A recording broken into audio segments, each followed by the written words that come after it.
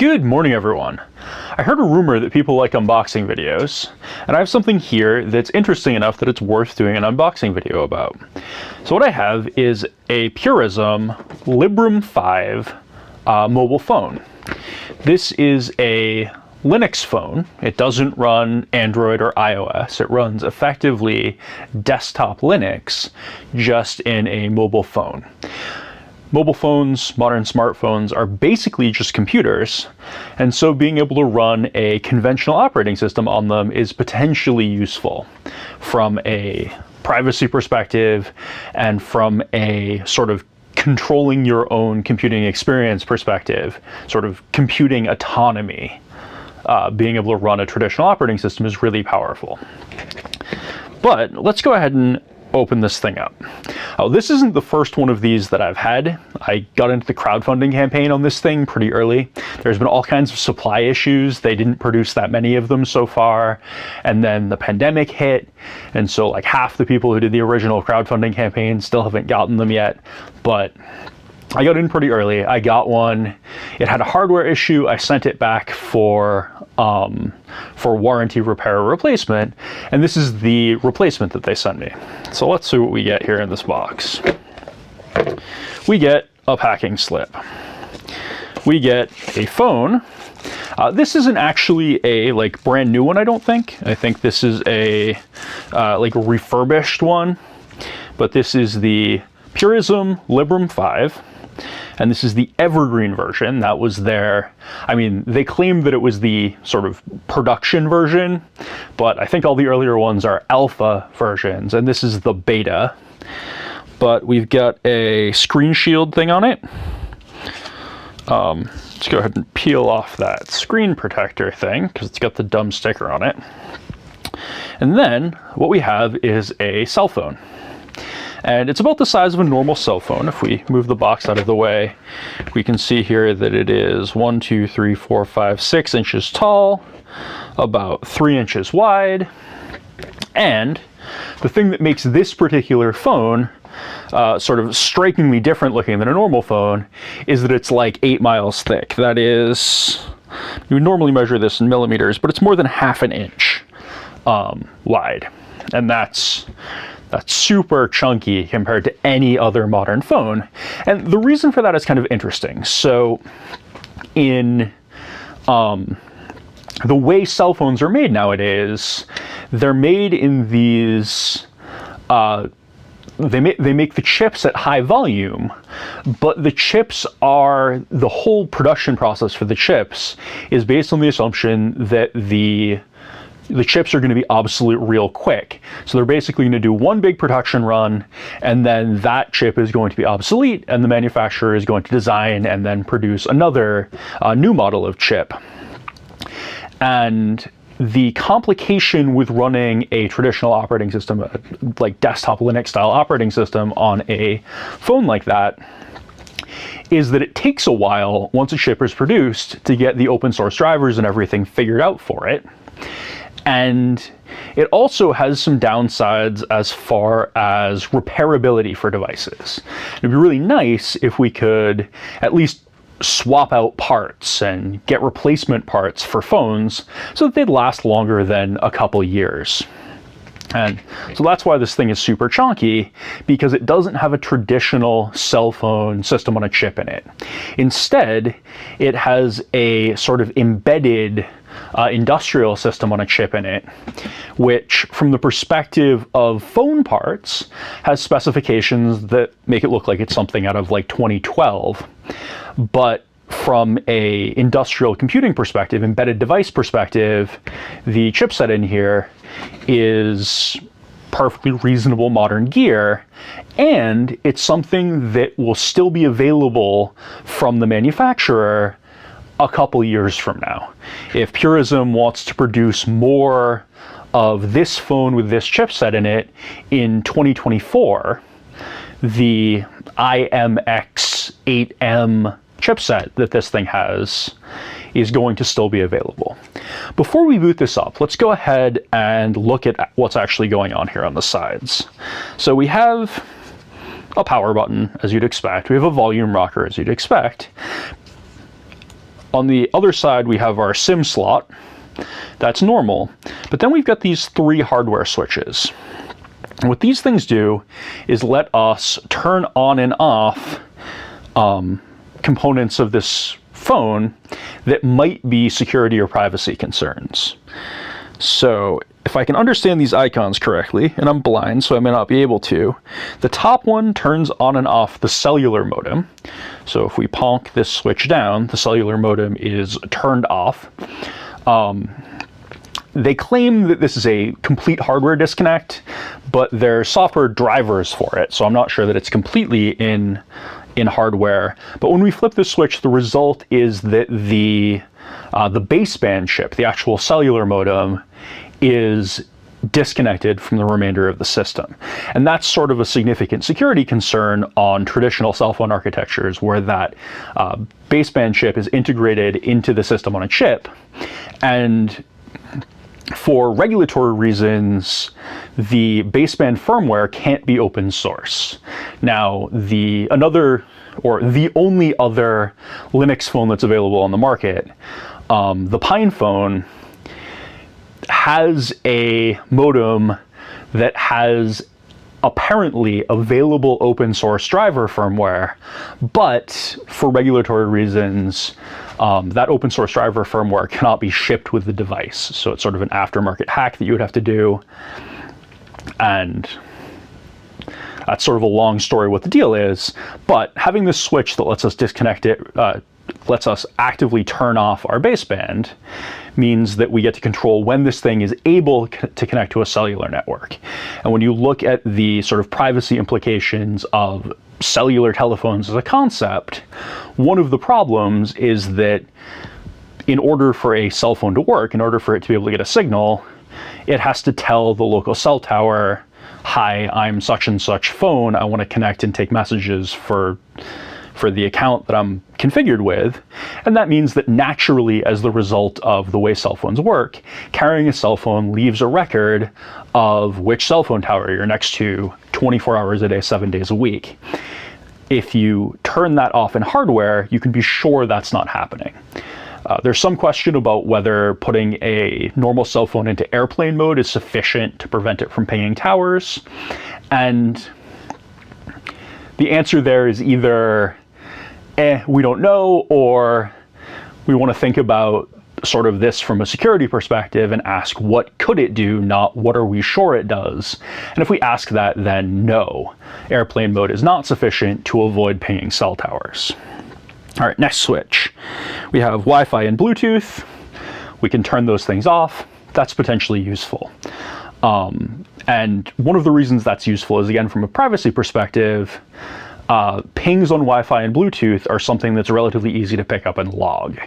So if you want to keep track of who comes into your home or business, setting up a Bluetooth sniffer, or just a Wi-Fi access point that logs connection requests, could be a really interesting way to keep track of people, even if they don't actually connect to your Bluetooth device or Wi-Fi network.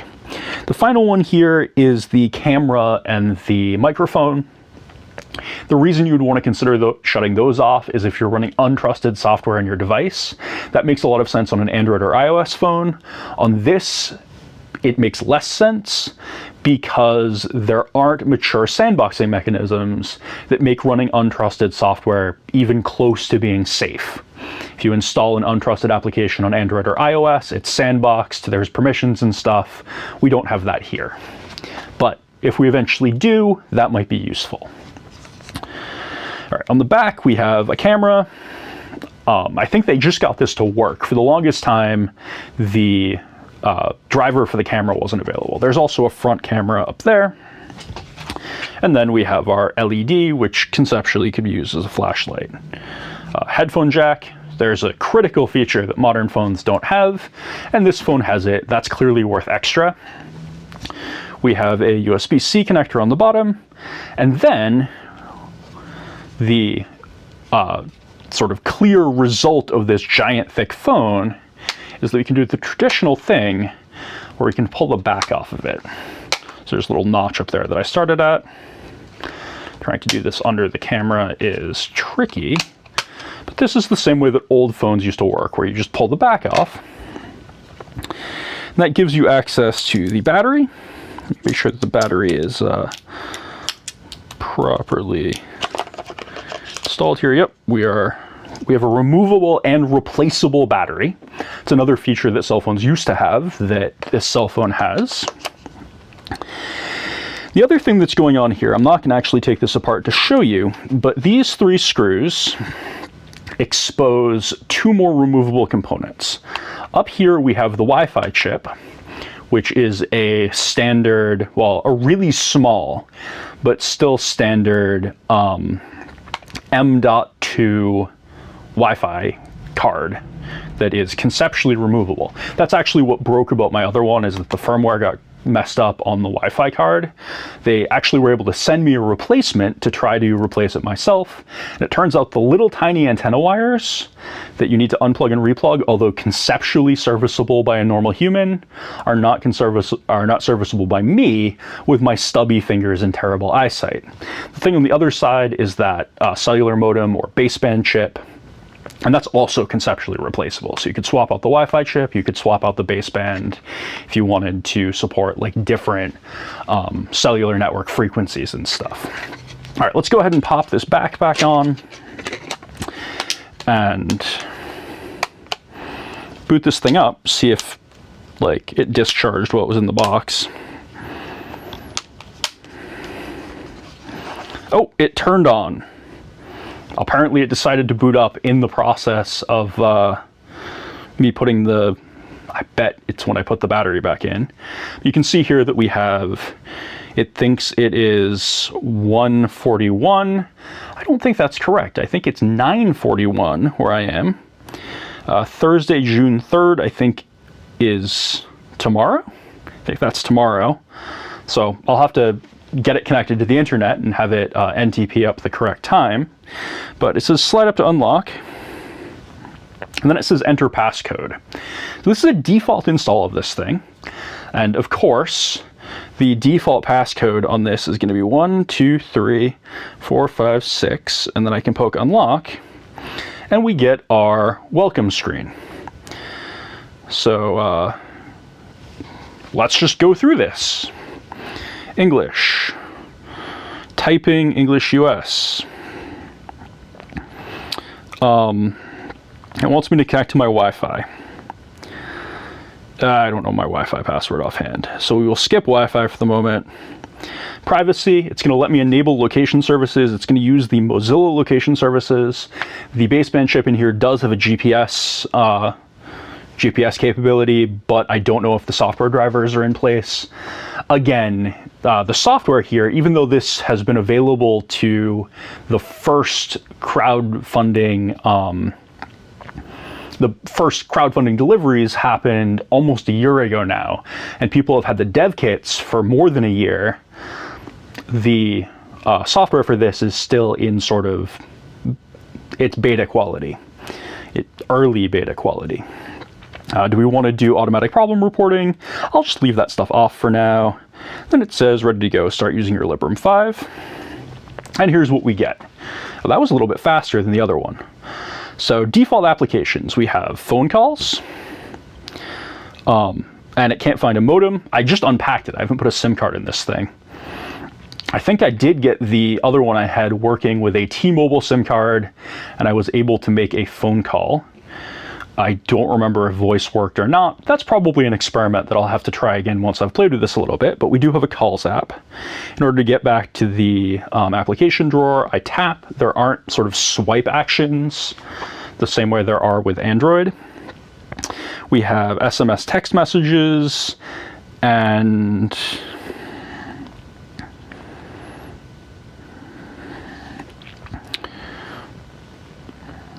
this also supports XMPP, also known as Jabber accounts, which is a sort of common open standard chat protocol. Oh, it turned off. Oh, it rebooted. Did it run out of battery?